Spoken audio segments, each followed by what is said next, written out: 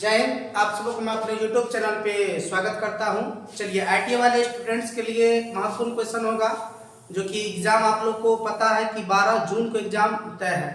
तो ITI exam को देखते हुए आप सबों के बीच हमारे YouTube चैनल के माध्यम से जो भी क्वेश्चन संभावना है आने की, जो कि ज़्यादातर एग्जाम में क्वेश्चन पूछे जाते हैं, तो क्वेश्चन को हम बारी बारी पार्ट बाय पार्ट बता रहे हैं। इससे पहले 3 वीडियो भी आ चुके हैं, 3 पार्ट हो चुके हैं। तो जो स्टूडेंट्स नहीं देखे उस तीनों पार्ट को, तो पहले जाकर के उस तीनों पार्ट को जरूर देख ले। तो चलिए आज देखते हैं पहला क्वेश्चन आपके स्क्रीन के ऊपर कौन सा है। इसका आंसर आप सबको हम डिटेल्स में बताएंगे और अन्य क्वेश्चन जो सबसे निकलेंगे ना, उन सबों पर भी चर्चा करेंगे। तो पहला क्वेश्चन आपसे पूछा गया है, ये है पहला क्वेश्चन आपसे पूछा गया है कि अंतरराष्ट्रीय तिथि रेखा कितने डिग्री को कहा जाता है। क्वेश्चन ये आपसे पूछा गया है, अंतरराष्ट्रीय तिथि रेखा कितने डिग्री को कहा जाता है। इसका आंसर आप लोग को जो है ना बताएंगे। चलिए, अंतरराष्ट्रीय तिथि रेखा पूछा है ना, अंतरराष्ट्रीय तिथि रेखा कहा जाता है 180 डिग्री को। कितना कहा जाता है? 180 डिग्री को। इस बात को याद रखिएगा, एग्जाम में ये क्वेश्चन कई बार पूछा गया है कि अंतरराष्ट्रीय तिथि रेखा किसे कहा जाता है। तो 180 डिग्री को जो है ना अंतरराष्ट्रीय तिथि रेखा कहा जाता है। चलिए अगले क्वेश्चन की तरफ। अगला क्वेश्चन देखिए, दूसरा आपसे क्या पूछा गया है। दूसरा क्वेश्चन देखिए, आपसे पूछा गया है कि भारतीय मानक समय ग्रीनविच से कितना आगे है। क्वेश्चन आपसे पूछा गया है कि भारतीय मानक समय ग्रीनविच से कितना आगे है, ये पूछा गया। इसका आंसर बताएंगे। चलिए, ग्रीनविच से पूछा गया कितना आगे है, तो ग्रीनविच से कितना आगे है? 5.5 घंटा आगे है। 5.5 घंटा जो ना भारतीय समय ग्रीनविच से आगे है। अब एग्जाम में आ सकता है ग्रीनविच कहाँ पर है, तो याद रखिएगा ये इंग्लैंड में है। इंग्लैंड में है ग्रीनविच, इस बात को याद रखिएगा। ग्रीनविच से भारतीय समय कितना आगे है? 5.5 घंटा जो है ना आगे चलता है। चलिए अगला क्वेश्चन देखिए, आपसे क्या पूछा गया है। तीसरा क्वेश्चन आपसे देखिए पूछा गया है, ये है कि जोजिला दर्रा भारत के किस राज्य में है। जोजिला दर्रा भारत के किस राज्य में है, ये आपसे क्वेश्चन पूछा गया। इसका आंसर बताना है। चलिए, जोजिला दर्रा आपसे पूछा गया ना, ये बताना आप लोग को कि किस राज्य में है।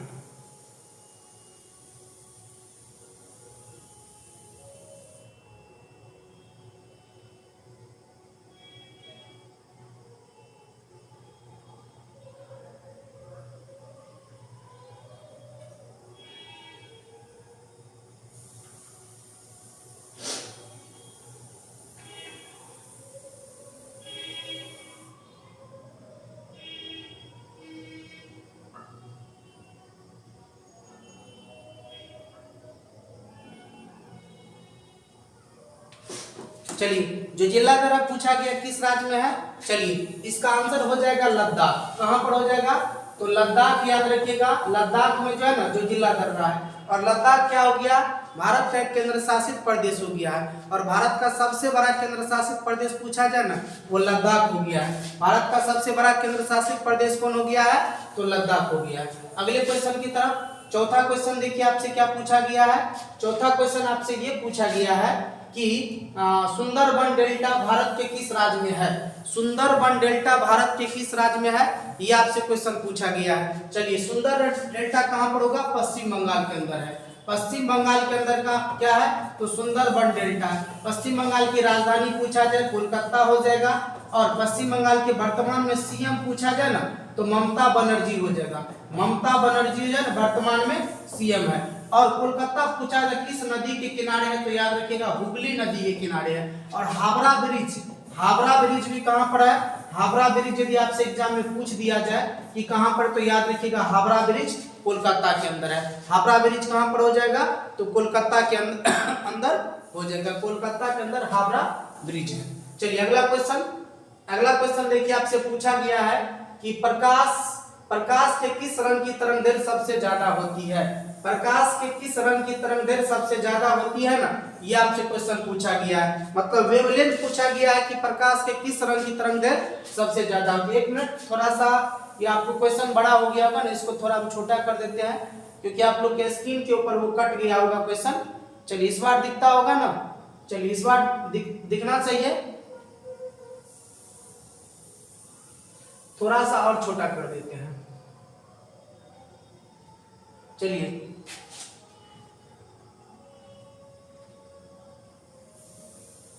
हाँ चलिए अब ठीक है। क्वेश्चन पूछा गया प्रकाश के किस रंग की तरंगदैर्घ्य सबसे ज्यादा होती है, ये आपसे क्वेश्चन पूछा गया है। चलिए ये क्वेश्चन का आंसर हो जाएगा आपको किस रंग की तरंगदैर्घ्य सबसे ज्यादा होती है ना, तो याद रखिएगा लाल रंग।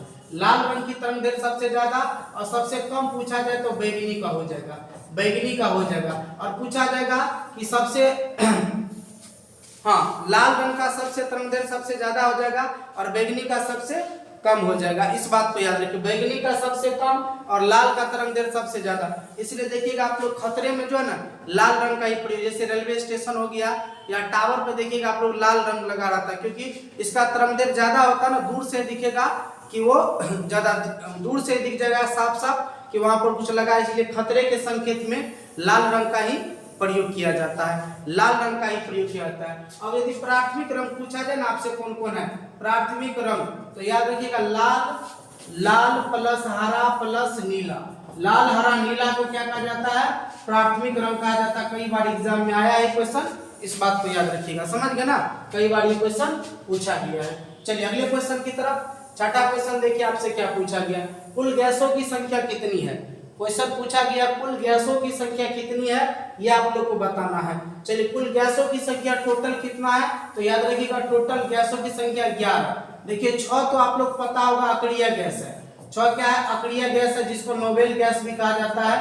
और 5 याद रखिएगा आप लोग ट्रिक के माध्यम से कि हाइड्रोजन ने फोन किया क्लोरीन को, इसको हाइड्रोजन ने फोन किया क्लोरीन को। H से हो गया आपको हाइड्रोजन, हाइड्रोजन हो गया, उसके बाद F से हो गया फ्लोरीन, फ्लोरीन याद रखिएगा फ्लोरीन हो गया, उसके बाद O से हो गया ऑक्सीजन, ऑक्सीजन हो गया, उसके बाद N से हो गया नाइट्रोजन, नाइट्रोजन, उसके बाद हो गया Cl से हो गया आपको क्लोरीन, क्लोरीन हो गया।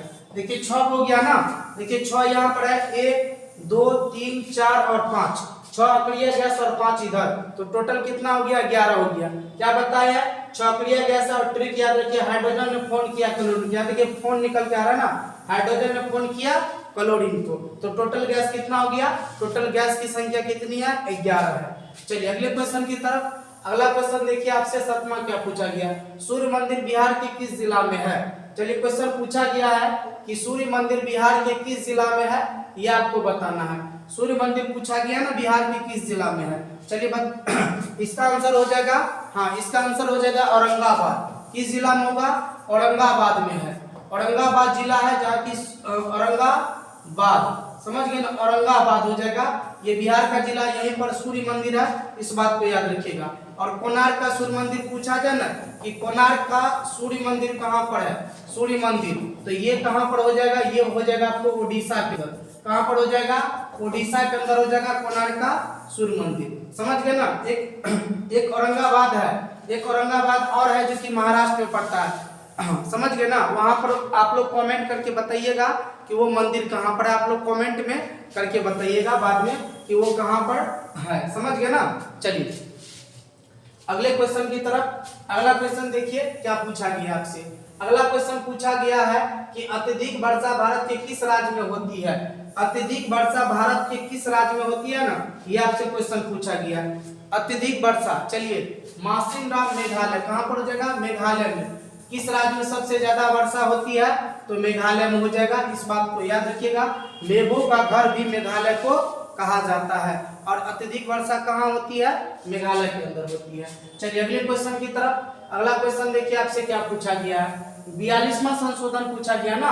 क्वेश्चन पूछा गया है कि 42वां संशोधन आपसे पूछा गया है, इसका आंसर आप लोग को बताना है। चलिए 42वां संशोधन का आंसर बताना है, इसका आंसर क्या होगा। चलिए 42वां संशोधन कब हुआ था, ये पूछा गया है। 42वां संशोधन हुआ था 1976 में। कब हुआ था, 1976 में। और इसी संशोधन के द्वारा जो मूल कर्तव्य को जोड़ा गया था, मूल कर्तव्य को जोड़ा गया था। और मूल कर्तव्य कहां से लिया गया है, रूस से लिया गया। मूल कर्तव्य कितना अनुच्छेद में रखा गया, अनुच्छेद याद रखिएगा 51 क में। और भाग पूछा जाए ना कितने भाग में, तो भाग 4 के क में, समझ गए ना, भाग 4 के क में। 42वां संशोधन 1976 में हुआ था, और इसी संशोधन के तहत मूल कर्तव्य को शामिल किया गया भारत में।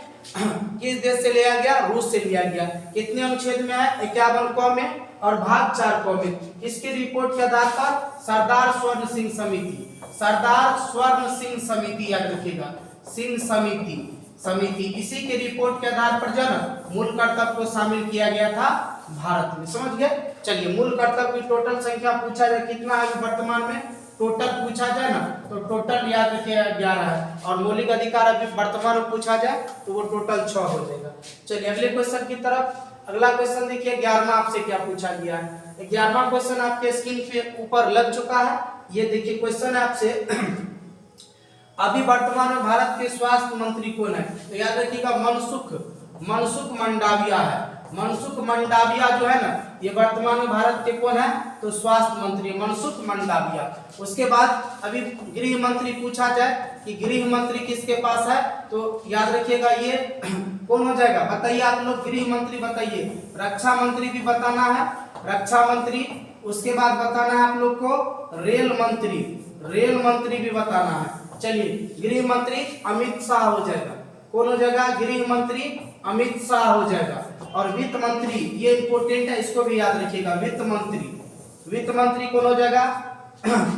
वित्त मंत्री हो जाएगा निर्मला सीतारमन जो है ना, सीतारमन, ये वर्तमान में कौन है? वित्त मंत्री है। रक्षा मंत्री कौन है? राजनाथ सिंह के पास जो है ना रक्षा मंत्रालय है। और रेल मंत्री है अश्वनी वैष्णव जो है ना ये वर्तमान में कौन है? तो रेल मंत्री है। इस बात को भी याद रखिएगा, इस सारे क्वेश्चन को भी आप लोग को याद रखना पड़ेगा। चलिए अगला क्वेश्चन देखिए आपसे क्या पूछा गया। अगला क्वेश्चन आपसे पूछा गया है कि 1857 की क्रांति में पहली गोली किसने चलाई थी? 1857 की क्रांति में पहली गोली किसने चलाई थी, ये आपसे क्वेश्चन पूछा गया है। तो चलिए, ये चलाया था किसने? मंगल पांडे ने कब चलाया था? 29 मार्च 1857 को ह्यूसन और बाग की गोली मारकर हत्या कर दी। किसको मारा था? तो ह्यूसन और बाग इसी को गोली मारकर हत्या कर दिया गया था। और शहीद होने वाला प्रथम क्रांतिकारी भी कौन पूछा जाए तो मंगल पांडे होगा। 1857 क्रांति की शुरुआत कहाँ से हुई थी? शुरुआत यदि पूछा जाए ना तो याद रखिएगा ये मेरठ से हुआ था।